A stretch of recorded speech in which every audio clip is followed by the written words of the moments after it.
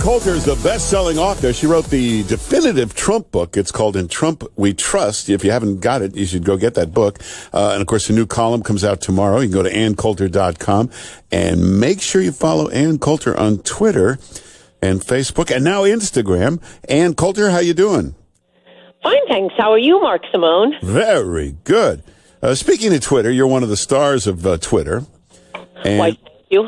By the way, that Instagram, I have to get my real name. I've only posted one photo under real Ann Coulter. The Ann Coulter at Instagram is not me. Oh, but there is one that is you. Yeah, there's one photo up. Oh, okay. But you're one of the... I haven't really figured that one out yet. I like Twitter. Yeah, you're one of the big Twitter stars. And President Trump, he did it again yesterday with these tweets. And the media, they're like little dogs. You keep throwing the bone and they keep running after it. When are they going to learn? These tweets are here to stay. They're good, and people love them. No, you're absolutely right about that. There's so many things you could get Trump on. In fact, I'm dropping enormous hints through my Twitter feed on what they ought to be attacking Trump on: not keeping his promises, not keeping his promises, not keeping his promises. But they were this hysterical reaction to every little thing that just makes all the rest of us laugh. No, I do think this is a a very big mistake on their part. You know what they don't get? The guy that didn't know how to tweet was Barack Obama. You're not supposed to put very formal, pompous tweets up. You're supposed to be a little outrageous and a little funny. That's the idea. Yes, and as long as you're mentioning it, I would like to throw in at this point, you're also allowed to make grammatical errors. Yeah. I do it all the time. I mean, the idea is it's fast, it's quick. As soon as I realized that Twitter, when I first started, I wasn't really tweeting that much because I wasn't used to it. And then I used to send emails to my friends all day, and I thought, wait, instead of just sending this to 5 of my friends, how about I send it to all of Twitter? So it's just supposed to be, quick chit-chat, what you'd be emailing to your friends. That's what makes it fun. And it's supposed to be sassy and funny. When Barack Obama tweets out, "Here's to a prosperous 2018. That's not a good tweet. Well, one great thing, I was told Trump was sending all of these tweets about Iran the last day. I think it was the first of the year, so right after New Year's Eve, and that wasn't what people were chanting at his rallies. I think it was more something about a wall. And what set Trump apart? I mean, you've probably seen all this news about the Michael Wolff book, all these insider accounts, and the one that's drawing the most attention right now is one of Trump's friends, this Tom Barrack. I don't know how you pronounce his name. Tom Barrack, yeah. Yeah, I think he spoke at the convention, right? Anyway, he allegedly said that, what you have to understand, Trump isn't only crazy, he's also stupid. Now, whether or not Barrack said that, every time I hear things like that, I mean, obviously Trump is not stupid. Obviously he is not crazy. But there are a lot of crazy things about him. And the more they push what an unconventional campaign, what an utterly inexperienced campaign he had, his bad grammar and all of that, it just makes the point of his positions even more important. Americans didn't care. He could have been Zippy the chimp. Just please give us this platter of issues we have been dying to vote on for 30 years, and that was immigration, trade, and no more pointless wars. Those were the major popular issues that Trump was pushing, that no Democrat was pushing, and weirdly, no Republican was pushing either. For 30 years we've been waiting for a candidate who would care more about Americans than, wither Iran. I promise you, whatever we do or don't do in Iran, the Middle East is still going to be a hellhole when Trump leaves. Yeah. He has a shot to save America. That's what he campaigned on. Just shut up about Iran. Not really interesting to us. But somebody told me the good news on this was, I think it was New Year's Eve, and a lot of reporters, I saw reporters wherever I was, and they said no, that the Iran tweets were too sophisticated. Someone else was doing those tweets, and I was totally relieved. I wanted Trump to get back to tweeting about like Rosie O'Donnell. That's fun. Exactly, and he's not supposed to be politicianish. They say he's not acting presidential. He's not supposed to be a professional politician. That's what we voted for. I love when he's not a professional politician. Yeah. I was watching Barack Obama speak he's the best speaker. It was so dignified and so classy when he spoke. His tone, his words. But then you look at him and realize this is a guy who was totally disengaged, hands off, never got anything done, basically just acting presidential and doing nothing. I'd rather have a guy who doesn't act presidential and gets things done. Oh, yes, and compare Trump to all the Republicans he ran against with their sophisticated campaigns and their talking points and their pollsters telling them what to talk about. But the donors saying, no, we beg you, don't touch immigration, don't touch trade, we're making money off of that. Trump didn't care. That was his kryptonite. He's holding the kryptonite to destroy all of his enemies, but he hasn't been using it very, very much or very effectively since he became president. I want him to get back to the kryptonite issues. He'll get to it. Hey, the swamp is rising up again. Orrin Hatch is leaving. Mitt Romney will run for that Senate seat, and he'll win, and that will be the beginning of his, fourth presidential campaign? Well, I don't know. Maybe he'd run again, but... Oh, he is. He's not going to be senator because he wants to be senator. He's running for president.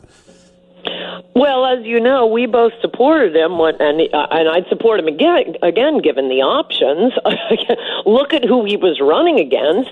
But, I mean, all these Republicans, I don't understand. I thought after Trump won, as unconventional and with everyone against him, the Republican Party against him, obviously the Democrats, 100% of the media except, you, me, Breitbart, and, two other talk radio hosts. What did Hillary spend? $1.2 billion against him. With all of that, he still won. I thought that, Republicans in Congress would say, wow, this immigration issue is more potent than we realized. If only we started pushing immigration stuff, we could be popular too. And we don't have to be wacky. We can just grab the popular issues. If Romney would do that, great. He's an elegant speaker. He looks good in a suit. But he can't do that. His issues were the closest to Trump's of any Republican until Trump came along. That's what was so strange when Romney turned against Trump. I wanted Trump to take Romney as his vice presidential candidate because, he was Mr. Self-Deportation. He was denouncing China for the currency manipulation. On the issues, they're not that far apart. And it's really kind of appalling that our intellectuals and the great men on our side are such snobs, and all they care about is, I'm so appalled by the gold fixtures. Yeah, but the traditional politicians will always talk about immigration, talk about all this, but just talk. They don't actually do anything because it hurts the business model. It goes against the lobbying money and what the swamp wants. Or the same thing could be said about the emperor god Trump.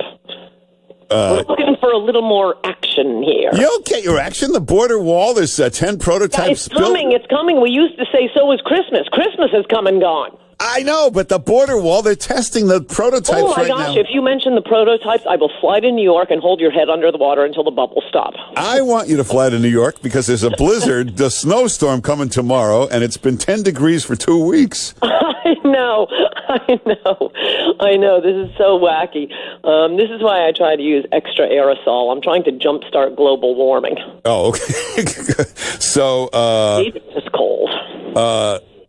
Now, Michelle Bachmann, oh, yeah. Franken dropped out. He's no longer in the Senate. Finally. I didn't think that moving van would ever show up.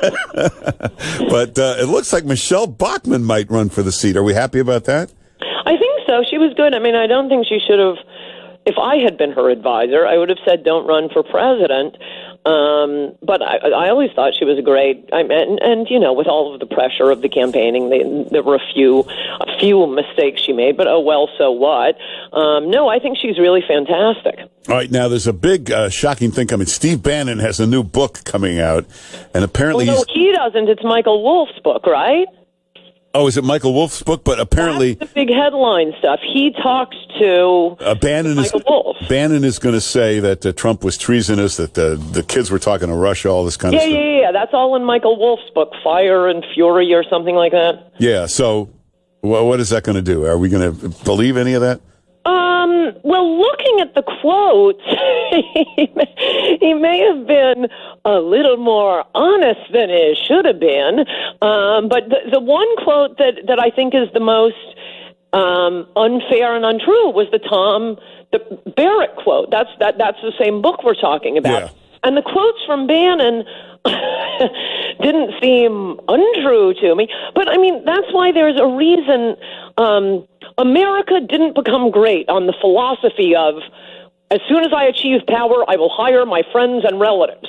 And basically that's what, at least from all of the quotes I saw from the book, the big Drudge headline today, it's all about people who were utterly inept to be running a presidential campaign.